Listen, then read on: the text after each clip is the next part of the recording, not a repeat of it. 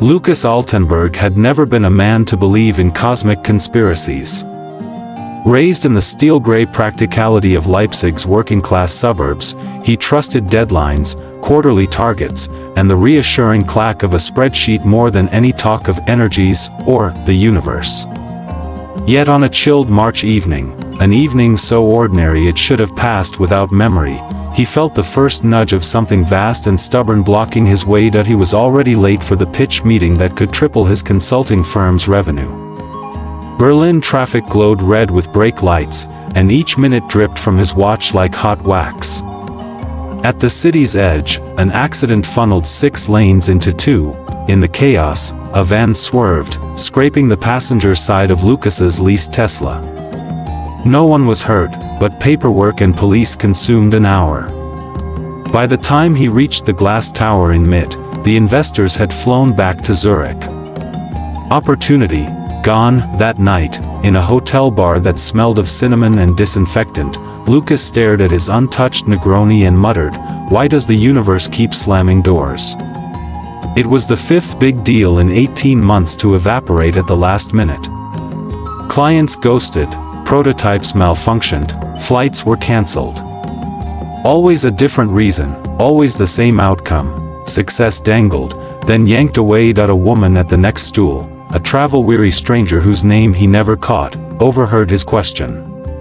She closed her tattered copy of Thus Spoke Zarathustra, looked him dead in the eye, and said, "Because the universe refuses to crown a servant king." Before he could ask what she meant, she paid her bill and vanished into Berlin's neon drizzle. Back home, Lucas compiled his failures like crime scene evidence, emails promising partnerships, photos of prototypes that had short-circuited an hour before demo, notes from interviews where he'd been the runner-up. Patterns leapt from the chaos, too many to dismiss as chance. Something was blocking him, but why? His girlfriend Jana, a neuroscientist with little patience for metaphysics, offered a biochemical theory: stress clocks your amygdala, ruins decision speed. His business partner blamed market timing. His mother, a gentle Lutheran, said, "Maybe God is protecting you from a path not meant for you." None satisfied him. Lucas opened his laptop and typed late into the night, "Why do good plans fail at the last minute?" Scroll, scroll. Something about self-sabotage, something about quantum attraction. Then an obscure blog post caught his eye, Nietzsche's Cosmic Gatekeepers, Why Power Eludes the Unready. He clicked that it was dense, half philosophy, half myth. Nietzsche argued, the author claimed, that existence itself withholds true power until the seeker abandons slave morality, until he becomes worthy by forging his own values. The universe, the post declared, is not punishing you, it is testing the steel of your will. Lucas scoffed, yet the stranger's barroom prophecy echoed, the universe refuses to crown a servant king. A week later, fortune, or fate, dragged Lucas to Switzerland.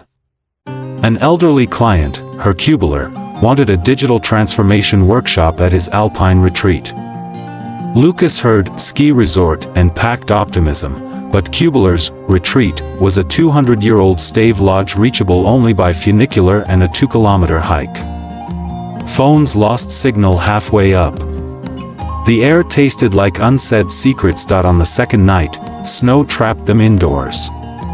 Cubular, a stoic widower with eyebrows like raven's wings, stoked the hearth and poured kirsch. Conversation turned philosophical. Lucas vented about near misses, the cosmic blockade, and the cryptic Nietzsche quote. Cubular listened, grave as a glacier. Finally, he said, "You know, Nietzsche stayed in Sils Maria, not far from here.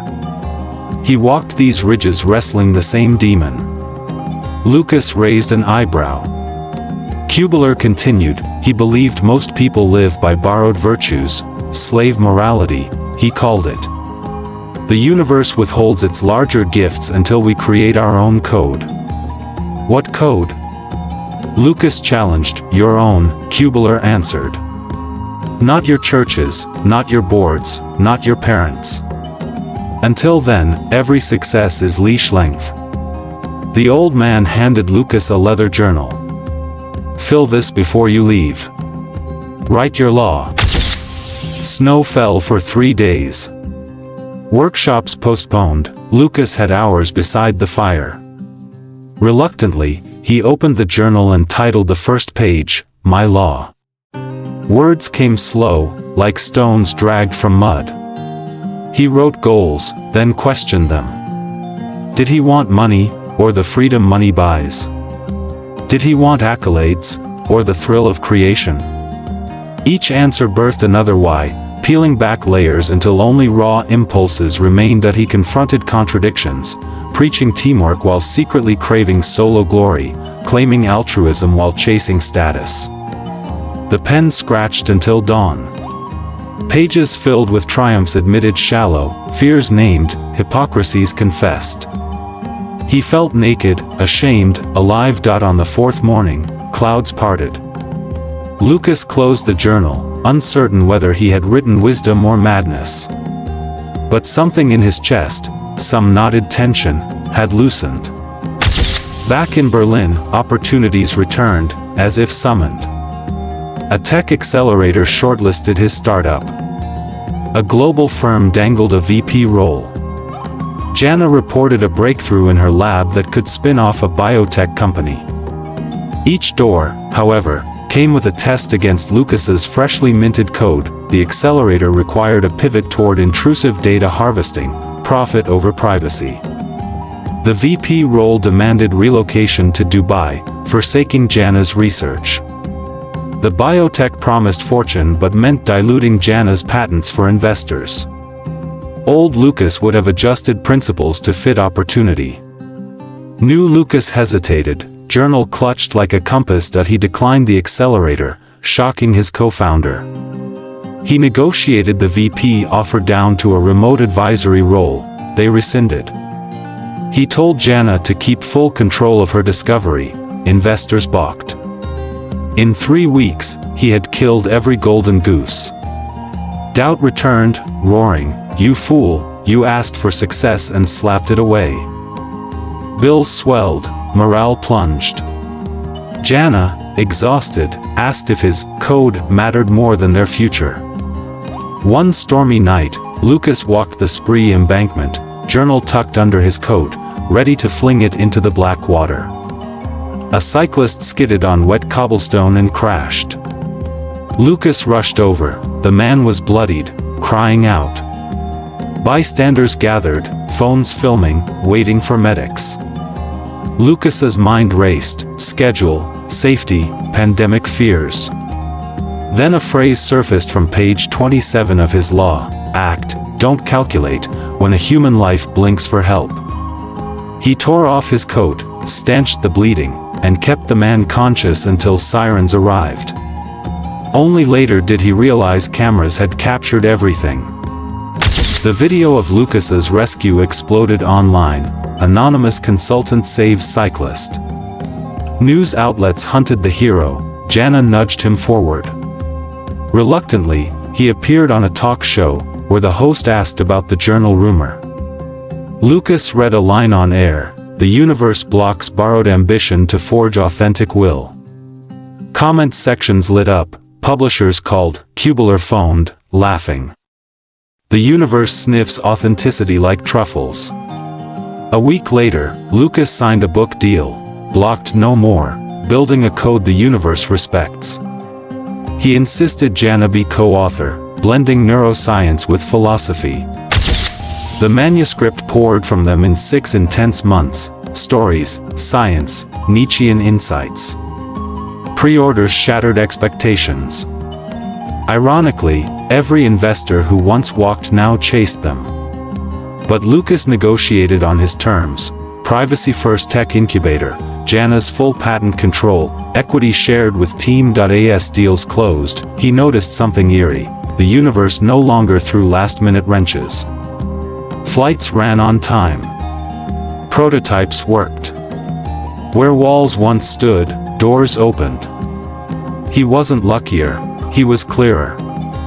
The cosmos, he realized, hadn't been enemy but mirror. Until he embodied his own law, it withheld larger arenas, lest he wield power without purpose. On the eve of the book launch, Lucas addressed a packed hall at ETH Zurich. He opened with Nietzsche's line, "He who has a why to live can bear almost any how." Then he offered his translation, "The universe blocks your ascent until your why can bear the height." He told his story, the van scrape, the mountain journal, the tests, the rescue. He showed brain scan images Jana provided, intention aligning neural pathways, clarity reducing cortisol spikes. He quoted Kubler, "Every success larger than your integrity will self-destruct." Finally, he challenged the audience, "Write your law. Not tomorrow. Tonight. Because every door you keep missing is a mirror begging you to meet yourself." Applause thundered like alpine avalanches. Months later, Lucas and Jana drove the same autobahn where fate once blocked him. This time, no traffic, no accidents. The Tesla hums. Pre-dawn stars blur into silver rivers overhead. Lucas thinks of the stranger in the bar, her book, her prophecy. He whispers a thank you to whatever cosmic editor kept rejecting the draft life he'd plagiarized from others. Now, every mile feels earned, not granted. The universe hasn't changed, he has. And in that shift lies Nietzsche's hidden mercy. Doors stay closed not to punish, but to protect you from ruling a kingdom you're unfit to govern, until you forge the crown yourself.